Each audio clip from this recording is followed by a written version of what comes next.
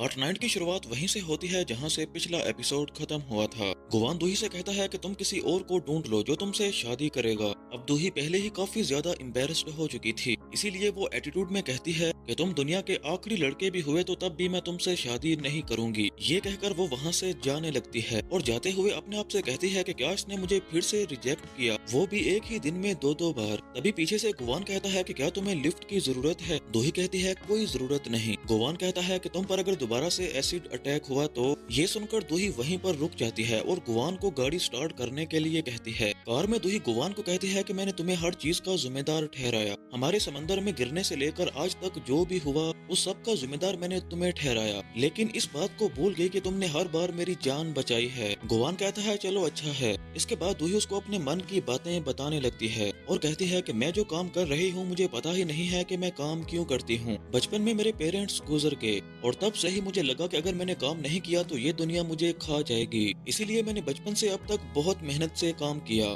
जो अब मेरे लिए एक हैबिट सा बन चुका है। अपनी दुखी बातें बताते हुए दूही सो जाती है और गुवान भी उसे सोने देता है। इसके बाद रास्ते में उनको ट्रैफिक में रुकना पड़ता है तो गुवान के जो पीछे कार्स थी वो हॉर्न बजाने लगती हैं, इसीलिए गुवान को बहुत गुस्सा आता है। वो दूही का हाथ पकड़ता है और अपनी पावर से सभी गाड़ियों को बंद कर देता है और आराम से उसके अपार्टमेंट तक आ जाता है और उसके पर्स में मैडम जू का लिखा हुआ लेटर चुपके से रख देता है। इसके बाद वो बहुत ही आराम से कहता है कि प्लीज उठ जाओ और दूही को तो पता ही नहीं था कि वो कब सो गई। गुवान मजाक में कहता है कि तुम बहुत जोर जोर से खराटे मार रही थी। इससे दूही फिर से थोड़ी एम्बेरस्ड हो जाती है। इसके बाद वो उसको घर तक छोड़ने आता है और आसपास सभी चीजों को देखने लगता है। फिर उसे कहता है कि मैं नहीं चाहता कि तुम कहीं अकेली जाओ और फिर से किसी मुसीबत में फंस जाओ, इसीलिए कहीं भी जाना हुआ तो मुझे फोन कर देना। ये कहकर वो चला जाता है तो दूही अंदर आकर अपने फोन में गुवान का नंबर इमरजेंसी लिस्ट में डाल देती है। तभी दूही उस लेटर को निकालती है जिसे वो पढ़ने लगती है, जिसमें मैडम जू ने लिखा था कि तुम इस लेटर को पढ़ रही हो, इसका मतलब मैं मर चुकी हूँ। मुझे मेरी मौत की कोई फिक्र नहीं है, लेकिन मेरे मरने की वजह से तुम हर्ट ना हो इससे मुझे बहुत डर लगता है।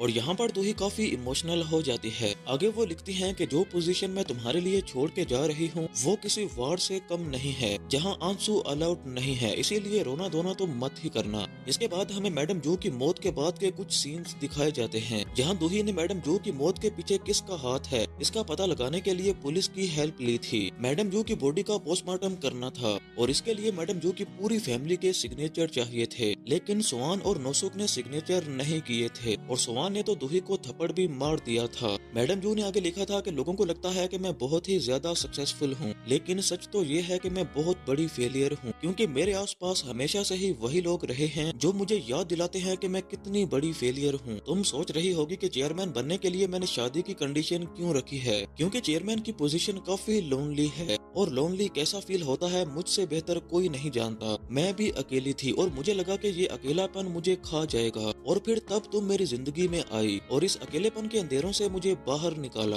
इसीलिए मेरे जाने के बाद मैं ये बिल्कुल भी नहीं चाहती कि तुम भी ये सब फेस करो। इसीलिए अगर तुम मेरी जगह लेना चाहती हो तो अपने लिए एक अच्छा पार्टनर चूज करना जो जिंदगी भर तुम्हारा साथ दे, तुम्हारे साथ रहे। और अगर तुम्हें कोई ऐसा पार्टनर नहीं मिला तो तुम इस पोजीशन को फेंक देना उन भेड़ियों के बीच जो इसे पाने के लिए कुछ भी करने को तैयार हैं। बस यही एक चीज मैं तुम्हारे लिए कर सकती हूँ। इसके बाद दूही मैडम जू की ग्रेव पर जाती है जहाँ वो कहती है कि मैं समझ गई कि आप मुझे क्या कहना चाहती हैं। इसके बाद ये दोनों यहाँ से चले जाते हैं। वहीं उस ग्रेवयार्ड के साइड पर हम उस माफिया बॉस के गुंडों को देखते हैं जिनके बॉस को गुवान ने मारा था। बॉस का राइट हैंड उस गैंग का अब लीडर बन गया है और अब से उनका बस एक ही मकसद है, उनके बॉस के किलर को मारना, यानी कि गुवान को मारना। इसके बारे में पता करने के लिए उसने पूरी सिटी में अपने गुंडों को फैला दिया है। तभी उसका एक चेला आता है। वो कहता है कि उस दिन रेस्टोरेंट वाली सीसीटीवी वीडियो मिल गई है जब गुवान ने न्यूज़पेपर से इनकी धुलाई की थी और वीडियो में गुवान की पावर्स यूज करने की वीडियो गायब थी, लेकिन उनको गुवान के क्रेडिट कार्ड की डिटेल मिल गई थी। इसीलिए बॉस अब गुवान को ढूंढने के लिए अपने सारे बंदों को भेज देता है। वहीं इधर गुवान को 200 साल पहले यानी जब वो इंसान था तब की थोड़ी यादें याद आती हैं, जहां उसको सभी लोग यंग मास्टर ईसोन बुला रहे थे,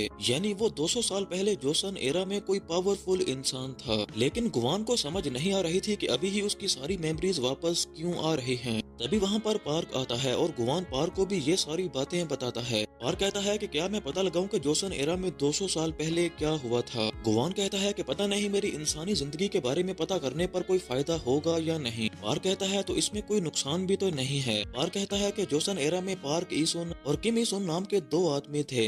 इनमें से आप कौन से वाले हैं, इस बारे में अच्छे से रिसर्च करना होगा। लेकिन आज 200 साल बाद आपकी याददाश्त वापस आ रही है, इसका कुछ तो मतलब होगा। तभी वो कहता है कि मैं समझ गया, बिना पावर्स के आप एक नॉर्मल इंसान ही तो हो, इसी वजह से आपको वो मेमोरीज आ रही हैं। इसका मतलब है कि आप बिना पावर्स के एक इंसान बन चुके हो। गुवान को तो बिलीव ही नहीं हो रहा था। पार्क कहता है कि अब आप इमोर्टल नहीं रहे, यानी अब आप इंसानों की तरह कभी भी मर सकते हैं। इंसानों की तरह अब आपकी भी एज बढ़ेगी। ये सब बोलकर वो तो गुवान को डरा ही देता है और उसके सामने आईना रख के कहता है कि कुछ ही टाइम में आप भी मेरी तरह बूढ़े हो जाएंगे। ये सुनकर गुवान डर जाता है और कहता है कि नहीं, ऐसा नहीं हो सकता। तभी वो अपने फेस को टच करने लगता है और कहता है कि मेरे फेस में झुर्रियां आ गई हैं। पार्क तो और भी ज्यादा चिल्लाने लगता है और कहता है कि हाँ हाँ मुझे भी दिख रही हैं, जिससे गुवान डर जाता है और कहता है कि मुझे अभी के अभी मेरा टैटू वापस चाहिए। इसीलिए वो जल्दी से दूही के पास जाता है जहाँ पर दूही ऑफिस आ रही थी। वो न्यूज में मैडम जू की मौत का आर्टिकल पढ़ रही थी। वहीं अपना गुवान तो अपने फेस को लेकर बहुत ही ज्यादा टेंशन में आ चुका था। इसीलिए वो दूही को जल्दी से अपने टैटू वाला हाथ देने को कहता है और तब जाकर उसको थोड़ा सा सुकून मिलता है। काफी देर तक वो उसके हाथ को पकड़ी रखता है। दूही कहती है कि तुम क्या कर रहे हो। गुवान कहता है कि अब मैं तुम्हें कैसे समझाऊं, ऐसा करने से मुझे थोड़ा सा सुकून मिलता है, इसीलिए अब से हम ऐसे ही हाथ पकड़े रहेंगे। पर दूही कहती है कि मैं ये नहीं कर सकती, मेरी लोगों के सामने एक अच्छी खासी इमेज है और वो मैं खराब नहीं होने दे सकती। तुमने मुझे सबके सामने रिजेक्ट कर दिया था, इसीलिए सोशल मीडिया पर मुझे कितना ज्यादा हेट मिल रहा है तुम्हें पता भी है। और ऐसे हाल में अगर तुम मेरा हाथ पकड़े रहोगे तो पब्लिक मेरे बारे में क्या सोचेगी। गुवान कहता है तुम तो चिल थी, तुम्हें तो इससे कोई फर्क ही नहीं पड़ रहा था। दूही कहती है कि पहले नहीं पड़ता था लेकिन अभी पड़ रहा है। गुवान कहता है कि देखो ये हम दोनों की भलाई के लिए है, अगर मैं तुम्हारा हाथ पकड़ के रखूंगा तो हम पर कोई भी हमला नहीं कर सकेगा। गुवान कहता है कि प्लीज बिना पावर्स के मैं लो लेवल इंसान बन चुका हूँ, यानी कि अब मैं पहले की तरह कुछ भी कंट्रोल नहीं कर सकता। दूही कहती है कि इससे क्या होगा। गुवान कहता है कि मेरी भी उम्र तुम इंसानों की तरह बढ़ेगी, मुझे भी बीमारी हो सकती है और मेरे साथ भी एक्सीडेंट हो सकते हैं और सबसे जरूरी मैं तुम इंसानों जैसा बूढ़ा हो सकता हूँ। दूही कहती है कि अब मैं समझ गई, तुम मेरा हाथ इसलिए पकड़ते हो ताकि तुम बूढ़े ना हो जाओ। गुवान कहता है चलो अच्छा है तुम समझ गई, अब अपना हाथ मुझे दो ताकि मैं खुद को चार्ज कर सकूं। ये सुनकर दूही मना कर देती है और कहती है कि मैं कोई वायरलेस चार्जर हूँ,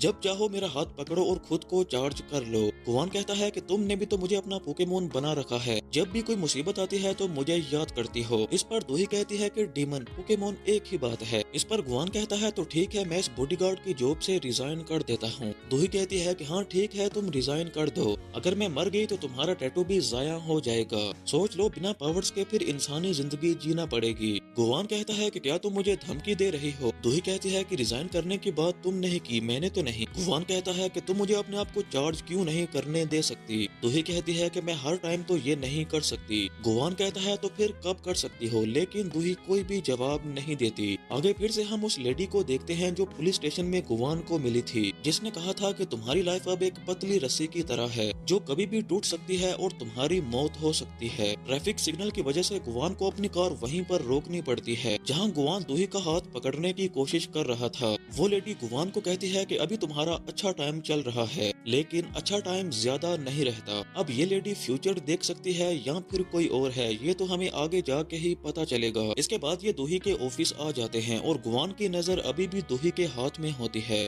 वो उसके हाथ को बस देखी जा रहा था ताकि मौका मिलते ही उसका हाथ पकड़ ले। दूही हर बार अपना हाथ छुड़ा लेती है और कहती है कि मुझसे दूर होके चलो, मगर गुवान तो बस उसके पीछे पीछे जाई जा रहा था। लिफ्ट में वो एक एड देखता है। एड में होता है कि आपकी उम्र बात करते करते भी बढ़ रही है। इसी तरह उस एड में भी एक आदमी होता है जो पहले जवान होता है और फिर बूढ़ा हो जाता है, जो देखकर गुवान तो बहुत डर जाता है और कहता है कि मेरा भी फेस ऐसा हो जाएगा। इसीलिए वो दूही के हाथ की तरफ फिर से देखने लग जाता है। उसकी हरकतें देखकर दूही तो अपने हाथों को फोल्ड कर लेती है। गुवान तो और भी ज्यादा डर गया था, इसीलिए वो बस दूही के हाथ को ही देखी जा रहा था। तभी मिस सिन आती हैं और दूही उनको कहती है कि पिछली दफा जिस लड़के के साथ मेरी डेट होने वाली थी उसके साथ मेरी फिर से मीटिंग फिक्स करवाओ।